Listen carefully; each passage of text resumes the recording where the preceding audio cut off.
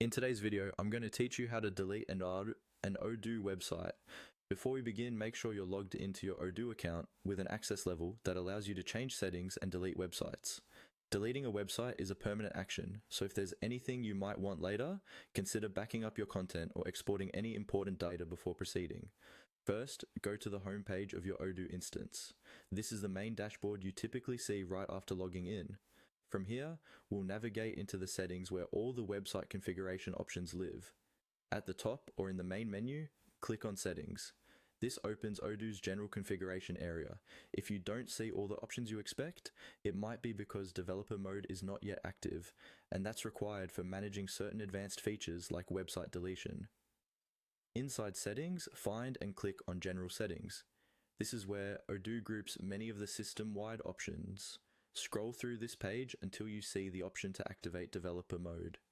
Go ahead and click on Activate the developer mode. The page may refresh, and you'll notice some additional menus or technical options appearing. Developer mode simply unlocks more advanced configuration tools. It doesn't change your data by itself. Once developer mode is enabled, look for the configuration menu. Click on Configuration to expand more detailed settings. Under this section, find and click on Websites. This will take you to a list of all the websites currently configured in your Odoo database. On the Websites page, locate the specific website you want to delete. In this example, we'll select the website entry that corresponds to the site you're removing. Click on the website name to open its detailed configuration page. Here, you'll see settings such as the domain, languages, and other options related to that particular site. Now, on this website's detail page, look for the delete option, usually found near the top or bottom of the interface. Click on Delete. Odoo will display a confirmation pop-up asking you to confirm that you really want to remove this website.